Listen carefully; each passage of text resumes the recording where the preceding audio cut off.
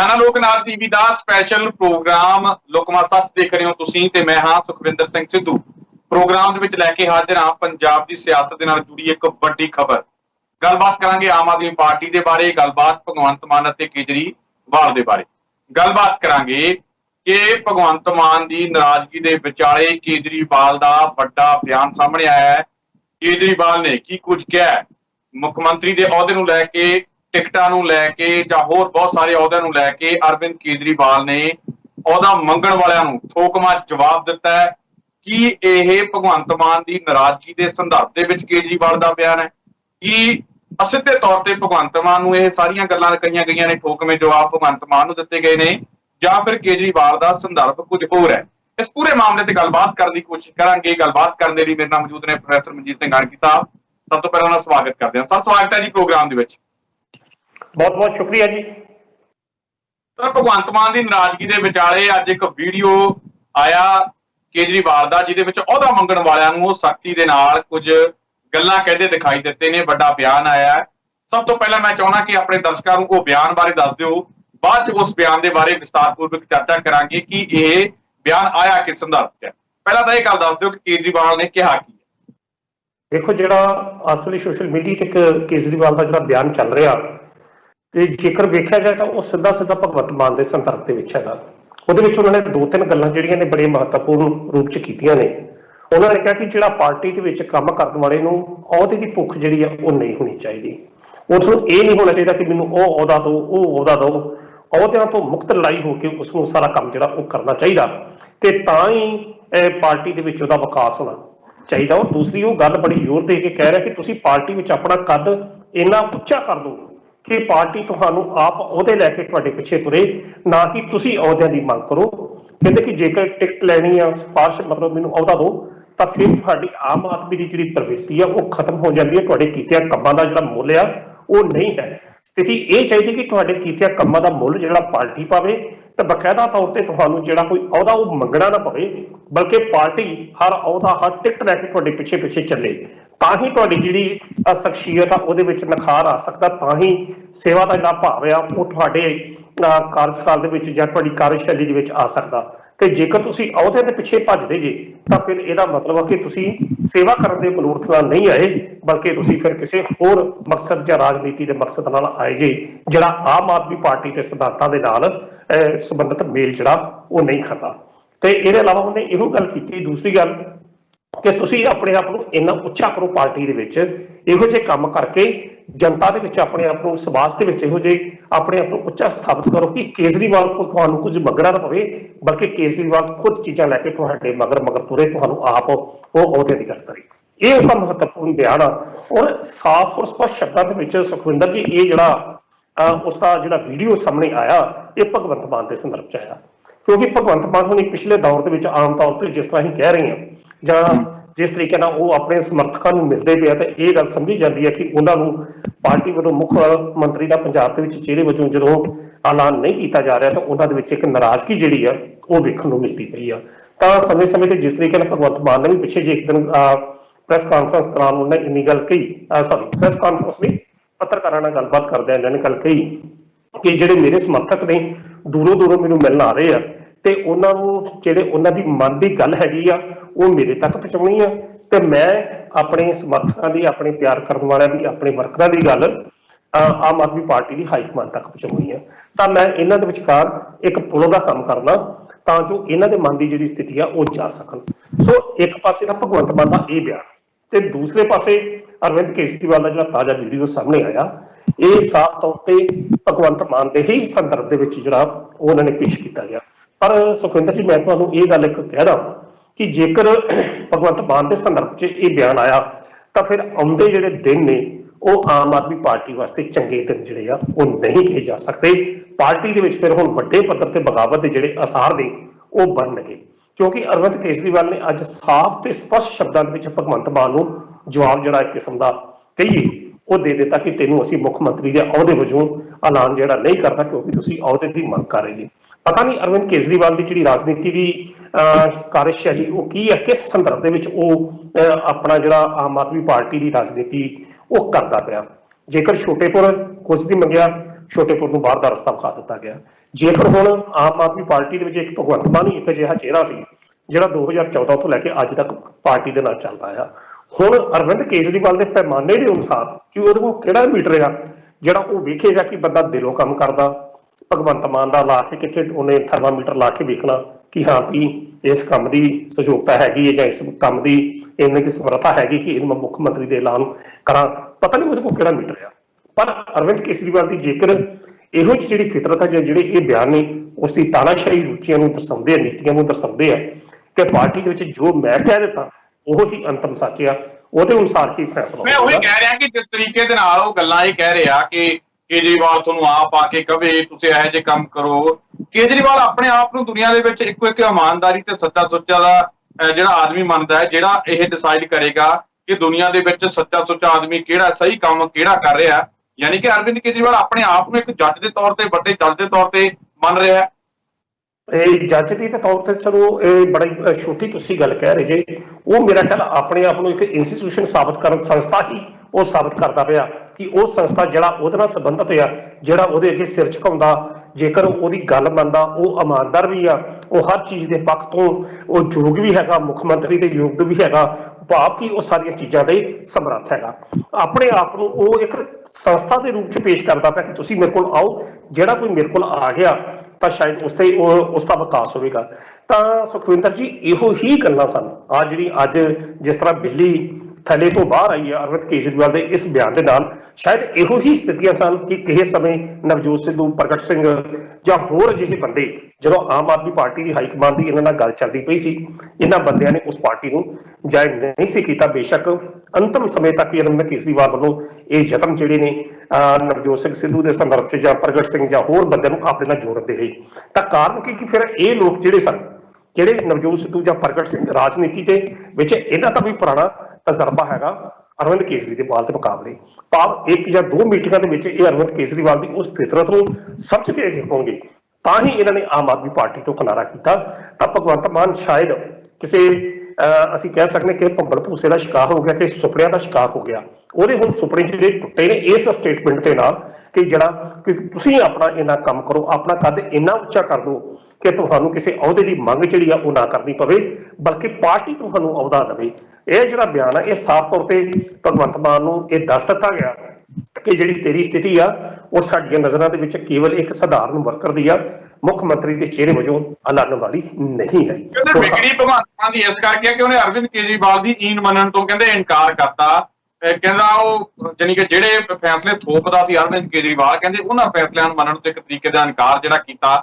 ਇਸੇ ਕਰਕੇ ਕਹਿੰਦੇ ਅਰਵਿੰਦ ਕੇਜਰੀਵਾਲ ਨੂੰ ਉਹੀ ਬੰਦਾ ਚਾਹੀਦਾ ਹੈ ਜਿਹੜਾ ਬੰਦਾ ਉਹਦੀ ਕਠਪੁਤਲੀ ਬਣ ਕੇ ਚੱਲੇ, ਤੇ ਇਸੇ ਕਰਕੇ ਕਹਿੰਦੇ ਹੁਣ ਭਗਵੰਤ ਮਾਨ ਨੂੰ ਪਸੰਦ ਨਹੀਂ ਕਰ ਰਿਹਾ।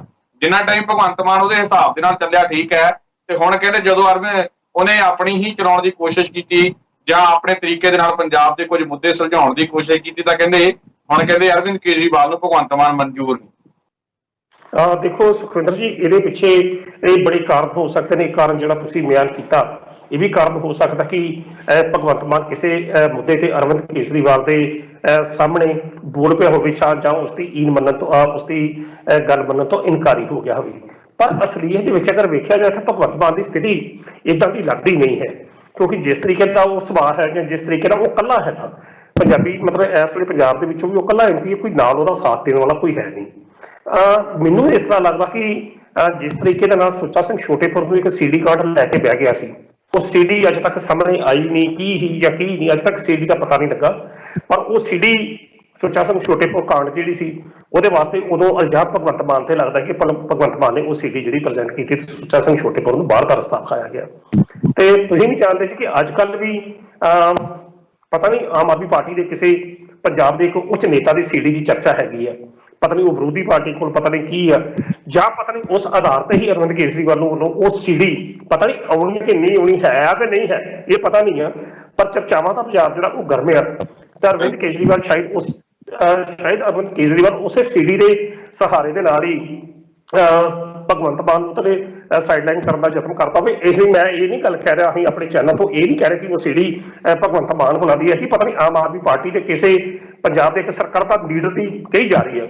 ਪਰ ਜਿਸ ਤਰ੍ਹਾਂ ਛੋਟੇਪੁਰ, ਸੁੱਚਾ ਸਿੰਘ ਛੋਟੇਪੁਰ ਦੇ ਸੰਦਰਭ 'ਚ ਉਹ CD ਕਦੀ ਸਾਹਮਣੇ ਆਈ ਨਹੀਂ, ਤੇ ਨਾ ਹੀ ਉਹ ਇਸ ਲੀਡਰ ਦੇ ਸੰਦਰਭ ਦੇ ਵਿੱਚ ਆਉਣੀ ਆ ਜਿਹਦੇ ਸੰਦਰਭ 'ਚ ਅੱਜ ਕੱਲ੍ਹ ਗੱਲਾਂ ਚੱਲਦੀਆਂ ਪਈਆਂ ਨੇ। ਮੈਨੂੰ ਇਸ ਤਰ੍ਹਾਂ ਲੱਗਦਾ ਕਿ ਜਿਸ ਤਰੀਕੇ ਨਾਲ ਅਰਵਿੰਦ ਕੇਜਰੀਵਾਲ ਇਹੋ ਜਿਹੀਆਂ ਸਟੇਟਮੈਂਟਾਂ ਜਾਰੀ ਕਰ ਰਿਹਾ, ਉਹ ਆਪਣੀ ਪਾਰਟੀ ਨੂੰ ਜਿਸ ਤਰ੍ਹਾਂ ਹੀ ਕਹਿੰਦੇ ਨਾ ਕਿ ਦੁੱਧ ਧੋਤੇ ਬਿਲਕੁਲ ਸਾਫ਼ ਸੁਥਰੇ ਰੂਪ ਦੇ ਵਿੱਚ ਪੇਸ਼ ਕਰਦਾ ਯਤਨ ਕਰ ਰਿਹਾ ਕਿ ਜਿਵੇਂ ਕਿਸੇ ਬੰਦੇ ਨੂੰ ਸਾਈਡਲਾਈਨ ਕਰਦਾ ਹੋਵੇ ਤਾਂ ਉਹਨੂੰ ਦਾਗੀ ਕਰ ਦਿਓ। ਉਹ ਦਾਗੀ ਕਰਕੇ ਕਿਸੇ ਹੋਰ ਵਿਅਕਤੀ ਨੂੰ ਪੰਜਾਬ ਦੇ ਵਿੱਚ ਜਿਹੜੀ ਮੁੱਖ ਮੰਤਰੀ ਦੀ ਜਿਹੜੀ ਜ਼ਿੰਮੇਵਾਰੀ ਸੌਂਪਣ ਦੀ ਇਹ ਯੋਜਨਾ ਦੇ ਤਹਿਤ ਕੰਮ ਜਿਹੜਾ ਉਹ ਕਰਦਾ ਮਹਿਸੂਸ ਹੋ ਰਿਹਾ, ਕਿਉਂਕਿ ਅੱਜ ਦੀ ਜਿਹੜੀ ਸਟੇਟਮੈਂਟ ਆ ਉਹ ਇਹ ਦਰਸਾਉਂਦੀ ਆ। ਬਾਕੀ ਭਗਵੰਤ ਮਾਨ ਦੀ ਜੇਕਰ ਗੱਲ ਕਰੀਏ ਕਿ ਭਗਵੰਤ ਮਾਨ ਉਹਦੇ ਸਾਹਮਣੇ ਇਨਕਾਰੀ ਹੋ ਗਿਆ ਜਾਂ ਉਸਦੀ ਮੀਨ ਮੰਨਣ ਤੋਂ ਇਨਕਾਰੀ ਹੋ ਗਿਆ, ਮੈਨੂੰ ਕਿਸੇ ਹੱਦ ਤੱਕ ਇਹ ਗੱਲ ਜਿਹੜੀ ਆ ਉਹ ਲੱਗਦੀ ਵੀ ਕਿ ਉਹ ਭਗਵੰਤ ਮਾਨ ਦੀ ਪੋਜੀਸ਼ਨ ਜਿਹੜੀ ਉਨੀ, ਬੇਸ਼ੱਕ ਉਹ ਦੋ ਵਾਰ ਲੋਕ ਸਭਾ ਦਾ ਮੈਂਬਰ ਬਣਿਆ, ਪਰ ਜਿਹੜੀ ਦਿੱਲੀ ਲੌਬੀ ਆ ਆਮ ਆਦਮੀ ਪਾਰਟੀ ਦੀ, ਉਸ ਲੌਬੀ ਦੇ ਵਿੱਚ ਭਗਵੰਤ ਮਾਨ ਦਾ ਉਹ ਸਥਾਨ ਨਹੀਂ ਆ ਕਿ ਜਿਹੜਾ ਹੋਣਾ ਚਾਹੀਦਾ। ਪੰਜਾਬ ਤੋਂ 2 ਵਾਰੀ ਉਹ MP ਜਿੱਤਿਆ, ਪਰ ਉੱਤੇ ਉਹਦੀ ਉਸ ਸਥਿਤੀ ਜਾਂ ਉਹ ਨਹੀਂ ਹੈ ਜੀ। ਉਸ ਦਾ ਕੈਂਪ ਜਿਹੜਾ ਉਹ ਕੋਈ ਨਹੀਂ ਉੱਥੇ ਕਿਹਾ ਹੋ ਸਕਦਾ, ਜਾਂ ਇਹੋ ਕਹਿ ਸਕਦੇ ਕਿ ਉਹ ਇਕੱਲਾ ਹੈ। ਉਹੀ 2-4 ਸਮਰਥਕ ਉਹਦੇ ਨਾਲ ਹੋਣ, ਬਟ ਪੰਜਾਬ ਦੇ ਅਗਰ ਜਿਹੜੇ MLA ਨੇ, MLA ਵੀ ਕਈ ਧੜਿਆਂ 'ਚ ਵੰਡੇ ਨੇ, ਉਹੀ MLA ਜਿਹੜੇ ਉਹਦੀਆਂ ਰੈਲੀਆਂ ਦੇ ਕਰਕੇ ਜਿੱਤੇ ਸਨ, ਉਹੀ ਉਹਨੂੰ ਅੱਖਾਂ ਕੱਢ ਕੇ ਵਿਖਾ ਰਹੇ ਆ। ਸੋ ਅਰਵਿੰਦ ਕੇਜਰੀਵਾਲ ਜਿਹੜਾ ਭਗਵੰਤ ਮਾਨ ਆ, ਉਹ ਇਸ ਸਾਰੇ ਸਿਨੈਰੀਓ ਦੇ ਵਿੱਚ ਇਕੱਲਾ ਪੈਂਦਾ ਮਹਿਸੂਸ ਹੋ ਰਿਹਾ, ਜਿਹੜੀ ਉਹਦੇ ਵਾਸਤੇ ਵੀ ਤੇ ਪਾਰਟੀ ਵਾਸਤੇ ਵੀ ਇੱਕ ਚਿੰਤਾਜਨਕ ਜਿਹੜੀ ਸਥਿਤੀ ਆ ਉਹ ਬਣ ਸਕਦੀ ਹੈ। ਕਿਉਂਕਿ ਜੇ ਅਰਵਿੰਦ ਕੇਜਰੀਵਾਲ ਦਾ ਇਹ ਬਿਆਨ ਆਇਆ ਤਾਂ ਉਧਰੋਂ ਪਹਿਲਾਂ ਹੀ ਭਗਵੰਤ ਮਾਨ ਰਾਜ ਚੱਲ ਰਹੇ ਆ, ਤਾਂ ਕੀ ਲੱਗਦਾ ਕੀ ਸਥਿਤੀਆਂ ਜਿਹੜੀਆਂ ਬਣ ਸਕਦੀਆਂ ਨੇ ਆਮ ਆਦਮੀ ਪਾਰਟੀ ਦੇ ਵਿੱਚ ਪੰਜਾਬ ਦੇ ਅੰਦਰ? ਦੇਖੋ ਜੀ, ਹੁਣ ਤਾਂ ਭਗਵੰਤ ਮਾਨ ਜਿਸ ਤਰੀਕੇ ਨਾਲ ਨਾਰਾਜ਼ ਹੋ ਕੇ ਘਰ ਬੈਠੇ ਨੇ, ਤੇ ਭਗਵੰਤ ਮਾਨ ਦੇ ਅੱਜ ਤੋਂ 4 ਦਿਨ ਪਹਿਲਾਂ ਉਹਨਾਂ ਨੇ ਬਿਆਨ ਇਹ ਗੱਲ ਕਹੀ ਕਿ ਮੈਂ ਆਪਣੇ ਸਮਰਥਕਾਂ ਦੀ ਆਵਾਜ਼ ਜਿਹੜੀ ਆ ਦਿੱਲੀ ਦਰਬਾਰ ਤੱਕ ਪਹੁੰਚਾਉਣੀ ਆ। ਤਾਂ ਦੂਸਰੇ ਪਾਸੇ ਅੱਜ ਇਹ ਜਿਹੜਾ ਬਿਆਨ ਸਾਹਮਣੇ ਆ ਗਿਆ, ਤਾਂ ਹੁਣ ਤਾਂ ਇਹ ਲੜਾਈ ਫੈਸਲਾਕੁਨ ਮੋੜ ਤੇ ਪਹੁੰਚ ਗਈ ਆ। ਆਉਂਦੇ ਚੰਦ ਦਿਨਾਂ ਦੇ ਵਿੱਚ ਸ਼ਾਇਦ ਬੜੇ ਵੱਡੇ ਪੱਧਰ ਤੇ ਪਟਾਕਾ ਵੀ ਪੈ ਸਕਦਾ। ਅਰਵਿੰਦ ਕੇਜਰੀਵਾਲ ਭਗਵੰਤ ਮਾਨ ਹੋਣੀ ਪਾਰਟੀ ਵੀ ਛੱਡ ਸਕਦੇ, ਇੱਕ ਨਵਾਂ ਗਰੁੱਪ ਵੀ ਕ੍ਰੀਏਟ ਕਰ ਸਕਦੇ ਆ, ਜਾਂ ਜਿਸ ਤਰੀਕੇ ਨਾਲ ਅੱਗੇ ਸੁਖਪਾਲ ਸਿੰਘ ਖਹਿਰਾ ਜਾਂ ਹੋਰ ਬੰਦੇ ਕਵਰ ਸਾਹਿਬ ਨੂੰ ਜਿਸ ਤਰੀਕੇ ਨਾਲ ਉਹ ਹੋਲਡ ਕੀਤੇ ਨੇ। ਕੇਜਰੀਵਾਲ ਬੜਾ ਬਾਣੀਆਂ ਰੁਚੀ ਦਾ ਮਾਲਕ ਆ, ਸ਼ਾਇਦ ਇਹਨੂੰ ਪਾਰਟੀ 'ਚ ਉਹਨੂੰ ਪਤਾ ਆ ਕਿ ਜੇਕਰ ਮੈਂ ਇਸ ਸਮੇਂ 'ਚ ਪਾਰਟੀ 'ਚ ਇਹਨਾਂ ਨੂੰ ਕੱਢ ਦਿੱਤਾ ਤਾਂ ਪਾਰਟੀ ਵਾਸਤੇ ਨੁਕਸਾਨਦੇਹ ਸਥਿਤੀ ਸਾਬਤ ਹੋ ਸਕਦੀ ਆ। ਉਹਦਾ ਇਹ ਵੀ ਯਤਨ ਰਹੇਗਾ ਕਿ ਇਹਨੂੰ ਲਮਕਾ ਕੇ ਰੱਖਿਆ ਜਾਵੇ, ਕੱਢਿਆ ਨਾ ਜਾਵੇ। ਤੇ ਜੇਕਰ ਉਹ ਦੂਸਰੇ ਪਾਸੇ ਜਾਂਦੇ ਨੇ ਤਾਂ ਫਿਰ ਦਲ ਬਦਲੂ ਕਾਨੂੰਨ ਵੀ ਜਿਹੜੀ ਸਥਿਤੀ ਜਿਹੜੀ ਆ ਉਹ ਭਗਵੰਤ ਮਾਨ ਹੋਣਾ ਤੇ ਲਾਗੂ ਹੋ ਸਕਦੀ ਹੈ। ਸੋ ਕਹਿਣ ਦਾ ਅਰਥ ਹੈ ਕਿ ਜਿਹੜੀਆਂ ਸਥਿਤੀਆਂ ਨੇ ਆਉਂਦੇ ਦਿਨਾਂ 'ਚ ਬੜੀਆਂ ਦਿਲਚਸਪ ਹੋਣਗੀਆਂ, ਉਹਨੂੰ ਵੇਖਣ ਨੂੰ ਇਹੋ ਜਿਹੇ ਹਾਲਾਤ ਮਿਲ ਸਕਦੇ ਆ ਕਿ ਪਾਰਟੀ ਦੋ ਫਾੜ ਹੋ ਸਕਦੀ ਹੈ ਪੰਜਾਬ ਦੇ ਵਿੱਚ। ਦਿੱਲੀ ਦੀ ਗੱਲ ਨਹੀਂ ਕਰ ਰਿਹਾ, ਪੰਜਾਬ ਦੇ ਵਿੱਚ, ਕਿਉਂਕਿ ਪੰਜਾਬ ਦੇ ਵਿੱਚ ਔਰ ਕੇਵਲ ਭਗਵੰਤ ਮਾਨ ਹੀ ਹੈ। ਪਰ ਭਗਵੰਤ ਮਾਨ ਇੰਨੀ ਸਮਰੱਥਾ ਮੈਨੂੰ ਲੱਗਦੀ ਨਹੀਂ ਕਿ ਉਹ ਇੰਨਾ ਮਜ਼ਬੂਤ ਇੱਕ 10 ਦੇ 10 ਹੀ MLA ਲੈ ਕੇ ਸਾਈਡ ਤੇ ਹੋ ਕੇ ਇੰਨਾ ਵੱਡਾ ਵਿਦਰੋਹ ਦੀ ਜਿਹੜੀ ਬਿਗਲ ਆ ਉਹ ਅਰਵਿੰਦ ਕੇਜਰੀਵਾਲ ਦੇ ਮੁਕਾਬਲੇ ਵਿੱਚ ਆ ਸਕੇ, ਕਿਉਂਕਿ ਆਮ ਆਦਮੀ ਪਾਰਟੀ ਦੇ ਜਿਹੜੇ ਵਿਧਾਇਕ ਨੇ ਉਹ ਵੀ ਦਿਲੋਂ ਭਗਵੰਤ ਮਾਨ ਦੇ ਨਾਲ ਪੰਜਾਬ 'ਚ ਨਹੀਂ ਹੈਗੇ। ਸੋ ਕਹਿਣ ਦਾ ਅਰਥ ਇਹੋ ਹੀ ਕਿ ਆਉਂਦੇ ਕੁਝ ਦਿਨਾਂ ਦੇ ਵਿੱਚ ਇਹ ਹੋ ਸਕਦਾ ਕਿ ਭਗਵੰਤ ਮਾਨ ਆਪ ਹੀ ਇਸ ਪਾਰਟੀ ਤੋਂ ਕਿਨਾਰਾ ਕਰ ਜੇ।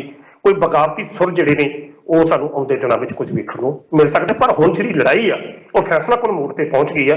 ਆਉਂਦੇ ਕੁਝ ਦਿਨਾਂ 'ਚ ਕੁਝ ਵੀ ਹੋ ਸਕਦਾ। ਅਰਵਿੰਦ ਕੇਜਰੀਵਾਲ ਦੇ ਇਹਨਾਂ ਬਿਆਨਾਂ ਦੇ ਨਾਲ ਭਗਵੰਤ ਮਾਨ ਦੇ ਮੁੱਖ ਮੰਤਰੀ ਚਿਹਰਾ ਐਲਾਨਣ ਉੱਤੇ ਪੂਰਨ ਤੌਰ ਤੇ ਵਿਰਾਮ ਚਿੰਨ੍ਹ ਲੱਗਦਾ ਅੱਜ ਮਹਿਸੂਸ ਜਿਹੜਾ ਹੋ ਰਿਹਾ ਹੈ। ਤਾਂ ਇੱਕ ਵਾਰੀ ਤੁਸੀਂ ਜਿਹੜਾ ਅਰਵਿੰਦ ਕੇਜਰੀਵਾਲ ਦੇ ਅਸੀਂ ਬਿਆਨ ਬਾਰੇ ਗੱਲਬਾਤ ਕਰ ਰਹੇ ਹਾਂ, ਉਹ ਬਿਆਨ ਵੀ ਤੁਸੀਂ ਇੱਕ ਵਾਰੀ ਸੁਣ ਲਓ ਤੇ ਤੁਸੀਂ ਖੁਦ ਵੀ ਅੰਦਾਜ਼ਾ ਲਾ ਸਕਦੇ ਹੋ ਕਿ ਅਰਵਿੰਦ ਕੇਜਰੀਵਾਲ कहने की कोशिश की कर रहे हैं। एक बार सुनो। आज राष्ट्रीय परिषद की नई राष्ट्रीय परिषद चुन के आई है और उसका नई राष्ट्रीय परिषद का गठन हुआ है। बहुत सारे नए मेंबर्स आए हैं। उन सभी नए मेंबर्स का मैं तहे दिल से स्वागत करता हूं आज की मीटिंग में और उम्मीद करता हूं कि आपका ये कार्यकाल बेहद सफल रहेगा। पिछले 1.5-2 साल से पूरा देश, पूरी दुनिया इस सदी की सबसे मुश्किल महामारी से जूझ रही है। 1918 के आसपास स्पेनिश फ्लू आया था, वो भी इसी तरह से खतरनाक था। 100 साल के बाद अब इस किस्म की दोबारा बीमारी आई है। इस दौरान आपकी आम आदमी पार्टी की दिल्ली सरकार ने अपने स्तर के ऊपर बेहद प्रयास किए, अच्छे प्रयास किए दिल्ली के अंदर, जिसके बारे में चारों तरफ चर्चा है। मैं ये नहीं कह रहा कि दूसरों ने प्रयास नहीं किए, सभी राज्य सरकारों ने प्रयास किए, सभी सरकारों ने प्रयास किए, केंद्र सरकार ने प्रयास किए, सभी लोगों ने प्रयास किए। उसी तरह से आम आदमी पार्टी की दिल्ली सरकार ने भी प्रयास किए, दिल्ली के 2 करोड़ लोगों के साथ मिलकर प्रयास किए।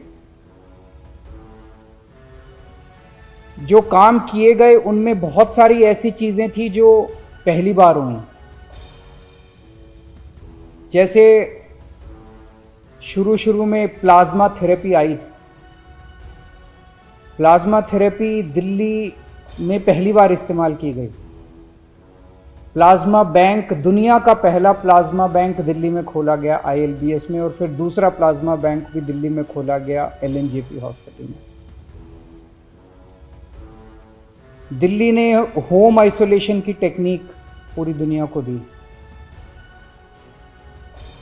कोरोना की वजह से, कोरोना पे काम करते हुए doctors, nurses, paramedic staff, corona warriors, अगर कोई शहीद हुए तो उनके परिवार को 1-1 करोड़ रुपए की सहायता राशि दी गई।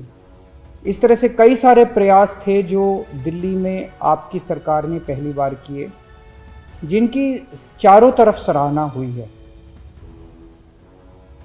हम सब लोगों ने मिलके कोरोना पे काबू पाया, और मैं भगवान से उम्मीद करता हूं कि आने वाले समय में अब कोरोना दोबारा ना हो। तीसरी वेव कहा जा रहा है, लेकिन मैं उम्मीद करता हूं कि तीसरी वेव ना आए।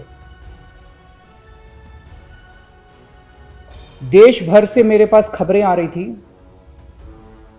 कि आम आदमी पार्टी के कार्यकर्ताओं ने अपने अपने स्तर के ऊपर कोरोना काल के दौरान लोगों की खूब मदद की। एक एक खबर जो है वो दिल को बहुत शांति देती थी, दिल को बहुत सुकून देती थी। इसी के लिए तो आम आदमी पार्टी बनी है। चारों तरफ अपने अपने किस्म किस्म के अपने हीरो पैदा हो रहे थे।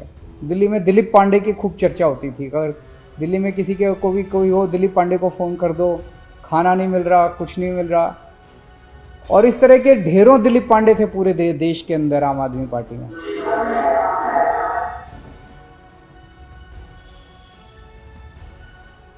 बॉम्बे से कई सारी कहानियां सुनने को मिली जहां हमारे कार्यकर्ताओं ने लोगों की मदद की।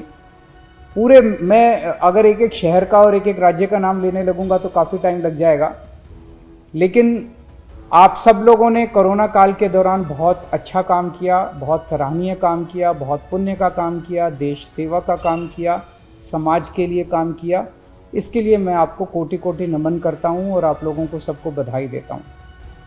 मेरी पंकज जी से गुजारिश है कि एक ऐसा करते हैं कि पूरे देश भर से कोरोना काल के दौरान हमारे पार्टी के कार्यकर्ताओं ने जो जो भी काम किए, छोटे बड़े, इसका एक कंपाइलेशन कर लेते हैं। इससे एक प्रेरणा मिलेगी, अब सब लोगों को प्रेरणा मिलेगी। एक कंपाइलेशन करके हम आपस में पार्टी में बांट सकते हैं ताकि सब लोगों को इस बात से प्रेरणा मिले। आम आदमी पार्टी, अभी तक हमारे देश के अंदर, जैसे अन्ना जी कहते थे, एक प्रथा रही है, सत्ता से पैसा, पैसे से सत्ता, सत्ता से पैसा, पैसे से सत्ता। आम आदमी पार्टी इस राजनीति को बदलने के लिए आई है। आम आदमी पार्टी देश के लिए बनी है। आम आदमी पार्टी समाज के लिए बनी है। येन केन प्रकारेण सही गलत तरीके से सत्ता पाना आम आदमी पार्टी का मकसद नहीं है। और पिछले हमारे 7-8 साल के इतिहास में, 7-8 साल के हमारे कार्यकाल में, 7-8 साल के हमारी यात्रा ने ये दिखा दिया है जनता के सामने। कई लोगों को जब नई नई पार्टी बनी थी लगता था कि बस अब ये तो 1-2 साल में ख़त्म हो जाएगी।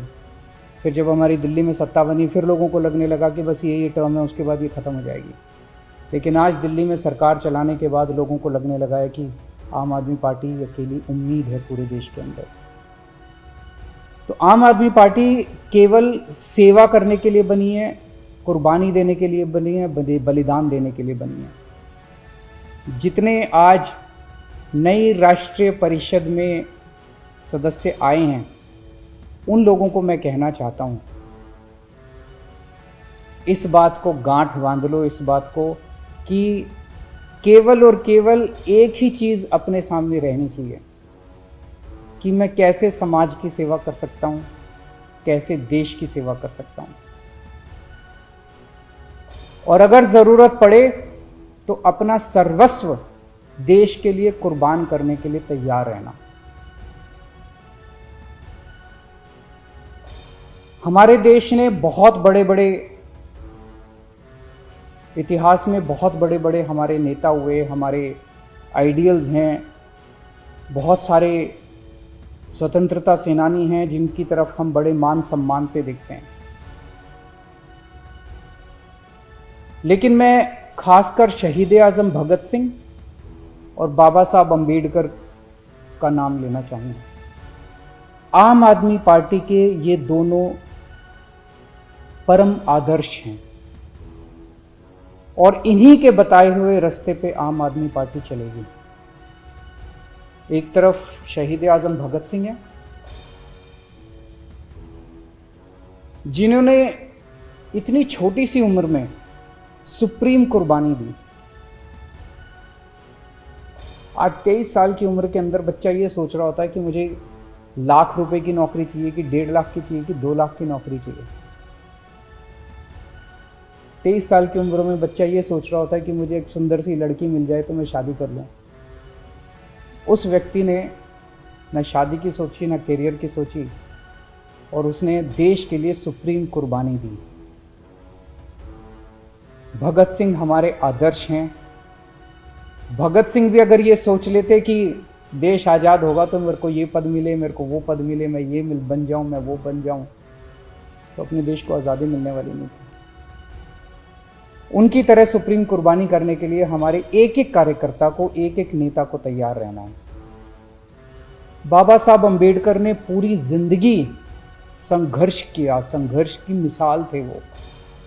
एक इतने छोटे से बैकग्राउंड से आए थे, कितने गरीब परिवार से आए थे, दलित वर्ग से आए थे, जिसमें उन्होंने इतना संघर्ष किया और उस जमाने में उन्होंने विदेशों से 2-2 डॉक्टरेट की पीएचडी की डिग्री हासिल की और वापस आके देश का संविधान बनाया। डॉक्टर भीमराव अंबेडकर हमारे आदर्श हैं। इन दोनों से प्रेरणा लेके आप लोग काम करना। हमेशा से मैं एक बात बोलता हूं, जब भी कोई नया कार्यकर्ता, जब भी कोई नया नेता आता है, कि आम आदमी पार्टी में कभी भी पद की इच्छा मत करना। मैं ये बन जाऊं, मैं वो बन जाऊं, मेरे को ये पद मिल जाए, मेरे को वो पद मिल जाए, मेरे को टिकट मिल जाए।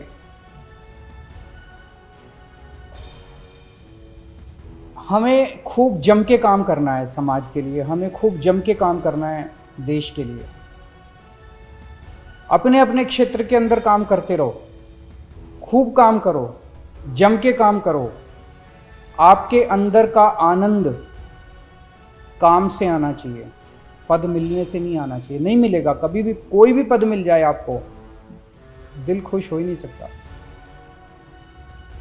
अगर, और आपका काम ऐसा होना चाहिए कि पार्टी आपके पास आके कहे भाई साहब ये पद ले लो, आपको पद मांगने की जरूरत ना पड़े। अगर आप मेरे पास आके कहते हो अरविंद जी मुझे ये पद दे दो, अरविंद जी मुझे ये टिकट दे दो, इसका मतलब आप उसके काबिल नहीं हो, आपको मांगने की जरूरत पड़ रही है। ऐसा काम करो कि अरविंद जी आपके पास आके कहेंगे भाई साहब मैंने आपका काम देखा है, आपका काम सुना है, आप ये पद ले लीजिए, आप ये जिम्मेदारी ले लीजिए, आप यहां की टिकट लेके चुनाव लड़िए। ये बड़ी बात होगी। और ऐसे हैं बहुत सारे लोग जिनको मैं खुद जाके बोलता हूं कि आप ये पद ले लीजिए, आप ये टिकट ले लीजिए यहां से। अगर आपके मन में कोई इच्छा जाग जाती है पद की, तो इसका मतलब मन में कुछ स्वार्थ जाग गया। और जब किसी के मन में स्वार्थ जाग जाता है तो फिर उससे सेवा नहीं होती, फिर वो सेवा करने के नाकाबिल हो जाता है। किसी के मन में स्वार्थ अगर जाग जाए तो वो 24 घंटे इसी तिगड़म में रहता है कि मैं ऐसे कर लूँ, मेरे को अब ये पद चाहिए, मैं ऐसे करूँ, मैं ऐसे करूँ, मेरे को अब ये टिकट चाहिए, मैं इसको नीचा दिखा दूँ, मैं ये षड्यंत्र करूँ, मैं ये झूठ बोल दूँ। फिर वो इसी तिगड़म में रहता है 24 घंटे, फिर वो सेवा नहीं कर सकता, सेवा करने के नाकाबिल हो जाता है।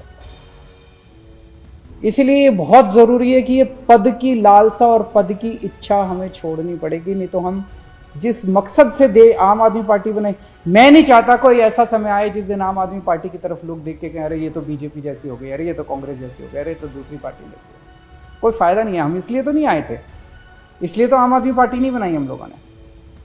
अगर आपके मन में किसी भी वक्त मन टटोल के देखते हैं और पद की इच्छा जाग गई, तो उसका एक तरीका है उसको कंट्रोल करने का।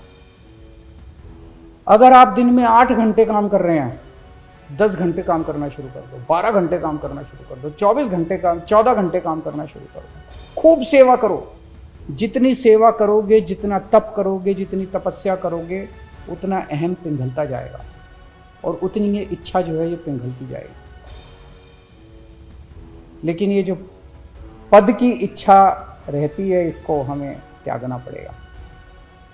हम देखते हैं दूसरी पार्टियों में क्या हाल है, एक एक पद के लिए, एक एक टिकट के लिए 10-10 लोगों में मार भिड़े पड़े हैं, एक दूसरे से लड़ रहे हैं, एक दूसरे से लोग षड्यंत्र रचे जा रहे हैं, टूट रही हैं पार्टियां। क्या हम चाहते हैं कि हमारी पार्टी के साथ कभी भी ऐसा हो? अगर ऐसा होता है तो एक इतनी बड़ी उम्मीद और इतनी बड़ी आशा खत्म हो जाएगी। गीता में एक श्लोक है जिसका भाव है कि समाज का जो नेता होता है उसकी तरफ सारा समाज देखता है, उसका आचरण जो है वो बहुत जरूरी होता है उस नेता का। अगर उस नेता का आचरण भ्रष्ट हो जाए तो उसका समाज पे बहुत बुरा असर पड़ता है। ये श्री कृष्ण अर्जुन जी को तब कहते हैं जब उनके मन में, वो कहते हैं कि अगर ये कायर भाव तुम्हारे मन में आ गए तो इसका न केवल तुम्हारे ऊपर, पूरे समाज के ऊपर गलत असर पड़ेगा। आज पूरा देश आम आदमी पार्टी की तरफ देखता है। ईमानदार राजनीति की बात होती है तो आम आदमी पार्टी की तरफ देखते हैं। पूरे देश में शिक्षा की बात होती है तो मनीष सिसोदिया जी की तरफ देखते हैं।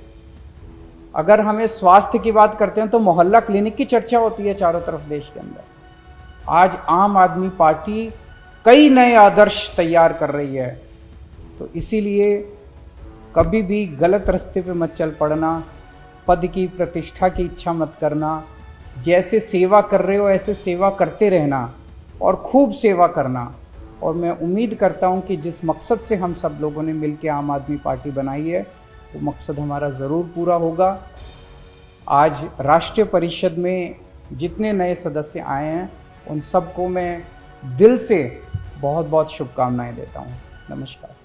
दानके साहब ਤੁਸੀਂ ਸਾਡੇ ਇਸ ਪ੍ਰੋਗਰਾਮ ਦੇ ਵਿੱਚ ਜੁੜੇ, ਤੁਹਾਡਾ ਬਹੁਤ ਬਹੁਤ ਧੰਨਵਾਦ। ਬਹੁਤ ਬਹੁਤ ਸ਼ੁਕਰੀਆ ਜੀ। ਆਏ ਸਨ ਪ੍ਰੋਫੈਸਰ ਮਨਜੀਤ ਸਿੰਘ ਗੜਕੀ ਸਾਹਿਬ, ਜਿਨ੍ਹਾਂ ਦੇ ਵੱਲੋਂ ਇਹਨਾਂ ਅਹਿਮ ਖਬਰਾਂ ਦੇ ਉੱਪਰ ਸਾਡੇ ਨਾਲ ਗੱਲਬਾਤ ਕੀਤੀ ਗਈ ਹੈ। ਉਮੀਦ ਕਰਦੇ ਹਾਂ ਕਿ ਇਹ ਵਿਚਾਰ ਚਰਚਾ, ਇਹ ਗੱਲਬਾਤ ਤੁਹਾਨੂੰ ਜ਼ਰੂਰ ਪਸੰਦ ਆਈ ਹੋਊਗੀ। ਦੁਬਾਰਾ ਫਿਰ ਮਿਲਾਂਗੇ ਪ੍ਰੋਗਰਾਮ ਦੇ ਵਿੱਚ, ਤਦ ਤੱਕ ਲਈ ਦਿਓ ਇਜਾਜ਼ਤ। ਧੰਨਵਾਦ।